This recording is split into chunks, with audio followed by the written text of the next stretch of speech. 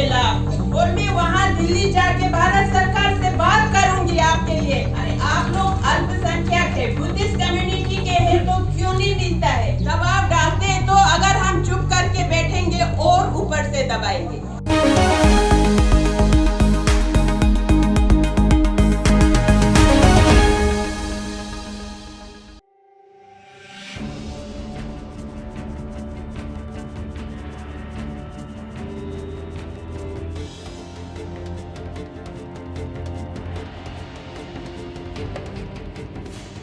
जब से national commission for minorities के मेंबर बनी, तब से मेरे मन में इच्छा थी कि मैंने जरूर अरुणाचल प्रदेश के खासकर चकमा रीजन में मैंने जाना है। ये मैंने पहले से सोच के रखा था। और उसके बाद आपके यहाँ के बच्चे बहुत ही होशियार है, जो दिल्ली में रहते हैं, उन्होंने संपर्क किया और आज का दिन उन्होंने तय करके मुझे यहाँ आने का मौका दिया।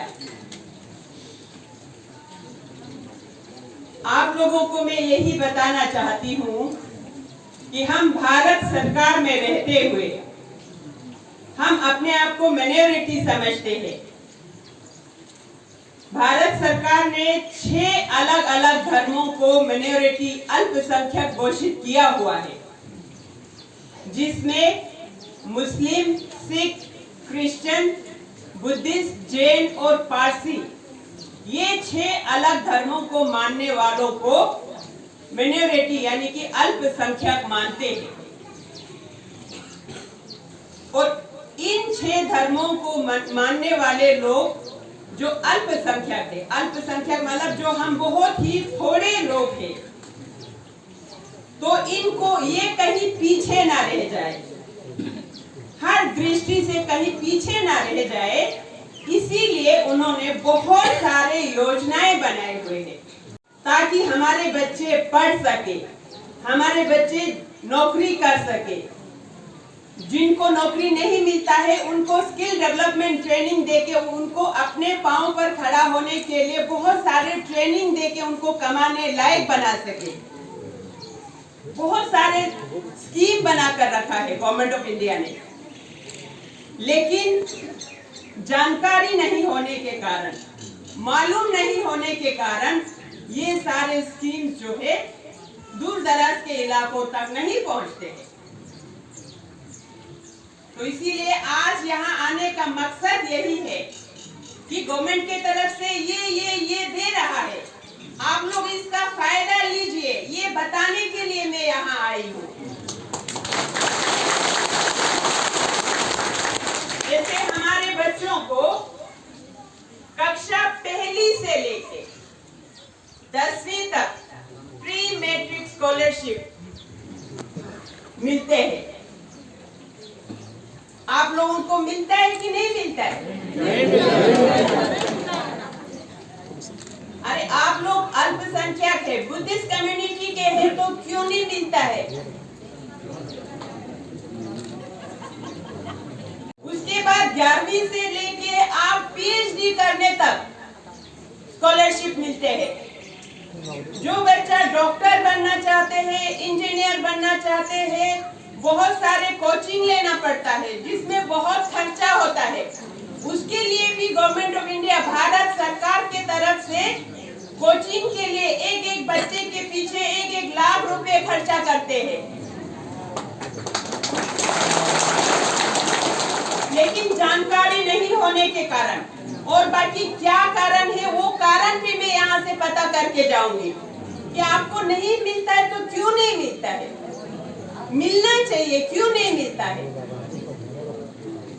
मैं आपके डीसी साहब से, आपके एडीसी साहब से और यहाँ के जितने भी ऑफिशियल से, उन सब से मैं यहाँ से रिपोर्ट लेके जाऊंगी और मैं वहाँ दिल्ली जाके भारत सरकार से बात करूंगी आपके लिए। कारण क्या है? अरुणाचल प्रदेश के सरकार मुझे कारण बताए, क्यों नहीं देते मेरे भाई बहनों को ये सारे योजनाओं के लाभ? अगर कोई कारण है तो वो कारण लेके मैं जाऊंगी। ये इस कारण इनको नहीं देते हैं पता है ये 2-4 दिन में यहाँ पे हूँ तो मैं सारे कारण यहाँ से इकट्ठा करके जाऊंगी। और भारत सरकार की तरफ से जो बच्चा पढ़ते हैं, पढ़ना खत्म होने तक तो स्कॉलरशिप देते हैं। उसके बाद जिनको गवर्नमेंट के नौकरी नहीं मिलता है उनको अपने पांव पे खड़ा होने के लिए स्किल डेवलपमेंट ट्रेनिंग देते हैं, बहुत सारे ट्रेनिंग देते हैं। वो भी ट्रेनिंग का खर्चा पूरा भारत सरकार उठाते हैं। स्टेट गवर्नमेंट को सिर्फ उसका इंतजाम करना पड़ता है, पैसा पूरा भारत सरकार से आते हैं।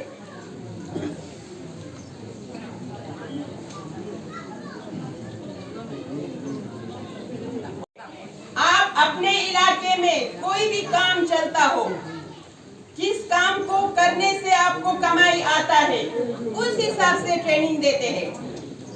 दिल्ली में जो काम चलता है वो यहाँ पे थोप के नहीं देते हैं। जो अपने इलाके में जो काम चलता है, जिस काम के सहारे आप कमाई कर सकते हैं, उस हिसाब से ट्रेनिंग देते हैं।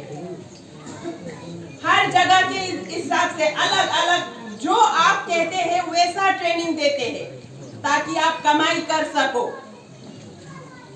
और ट्रेनिंग खत्म होने के बाद बैंक के तरफ से लोन देते हैं, वो भी बहुत कम ब्याज में लोन देते हैं। लड़कियों से सिर्फ 4% लेते हैं, लड़कों से 6% लेते हैं, ताकि आप अपने ट्रेनिंग खत्म होने के बाद कोई भी काम शुरू करना हो तो पैसा चाहिए। इतने सारे योजनाएं बनाए हुए हैं।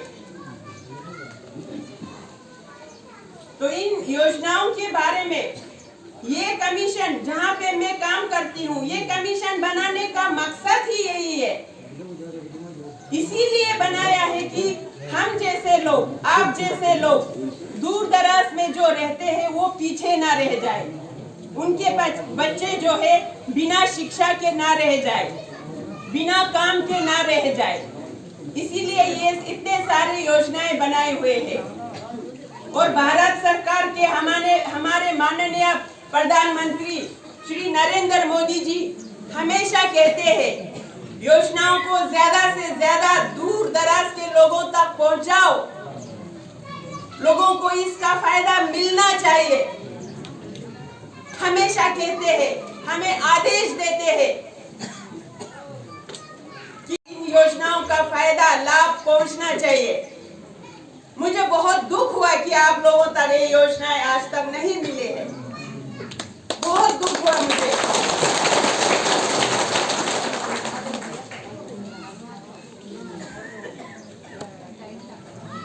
बाकी मैं आप लोगों को यही कहना चाहूंगी कि यहाँ से योजनाओं के बारे में आपको नहीं मिलता है तो ये बात यही खत्म हो गया। हम यहाँ से क्यों नहीं मिलता है, क्या करना पड़ेगा, वो मेरा काम हो गया। और इसके अलावा भी ये मिनोरिटी कमीशन बनाने का मकसद एक तो योजनाएं लोगों तक पहुंचाना है जो अभी तक आपको नहीं मिला है।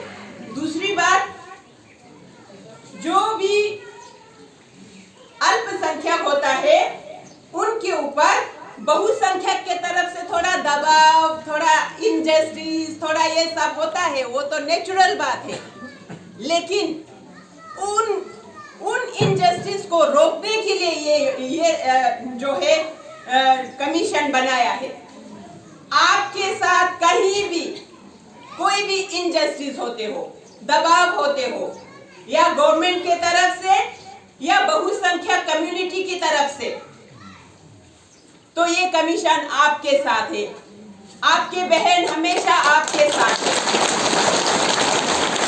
हो चाहे किसी इंडिविजुअल को, अकेले को हो या पूरे समुदाय को हो या किसी गांव के हो, कुछ भी हो, आप मुझे याद कीजिए, मुझे फोन कीजिए, व्हाट्सएप के जरिए आप अपना लेटर भेजिए। आपको यहाँ से दिल्ली आने की जरूरत नहीं है। आप व्हाट्सएप करके अपने बच्चों को, जो पढ़े लिखे लोग हैं, उनको बोलो ये लिख के भेजो। वहां बैठ के हमसे जो बन पाता है हम जरूर करेंगे। बोलना आना चाहिए, अपने हक के लिए आवाज उठाना आना चाहिए, आना चाहिए।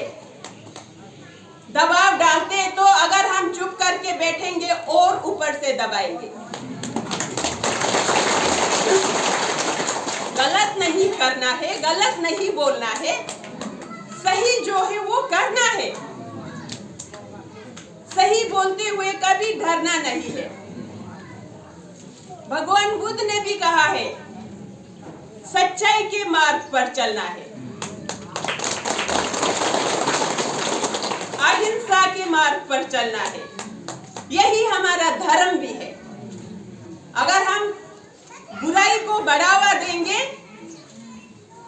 फिर वो बुरा करने वाले के हिम्मत और बढ़ जाएंगे और बुरा करेंगे, फिर वो धर्म नहीं है।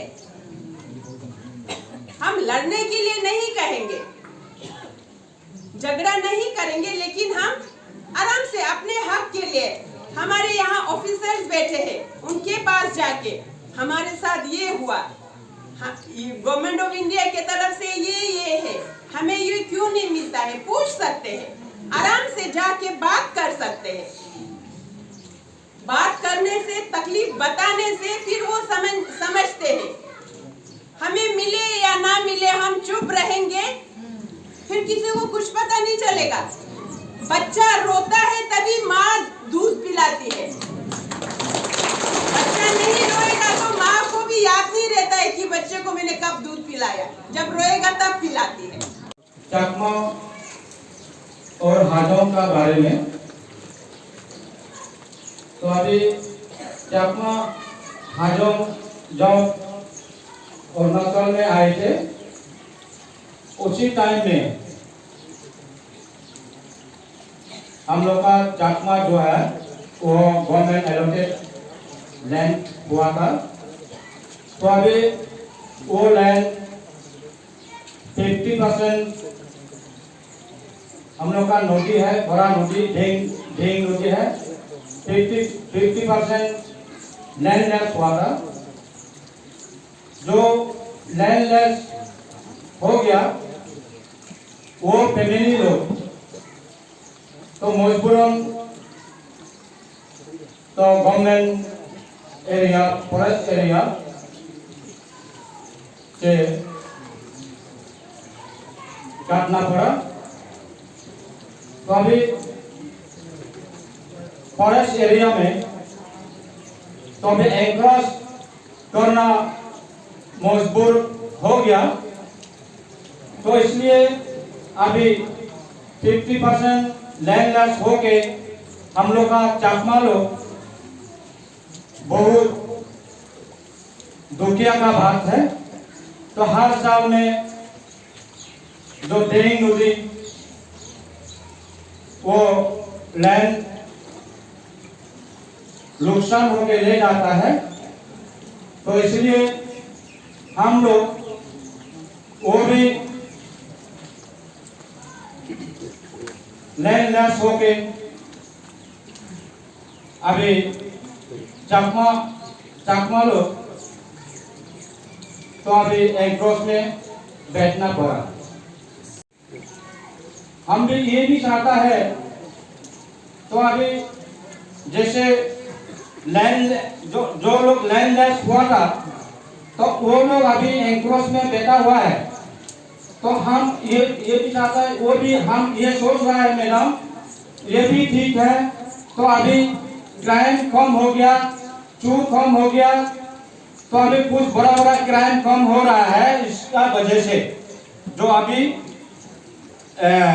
एनक्रोचमेंट में जहाँ में बैठा हुआ है कुछ खा रहा है, कुछ खाने पाता है, तो इसलिए तो वो लोग अभी तांडा, तो अभी कुछ बड़ा क्राइम नहीं हो रहा है, तो चोर नहीं हो रहा है, और कुछ खाने का मिल रहा है बोल के अभी वो लोग अभी ऐसा बेच रहा है।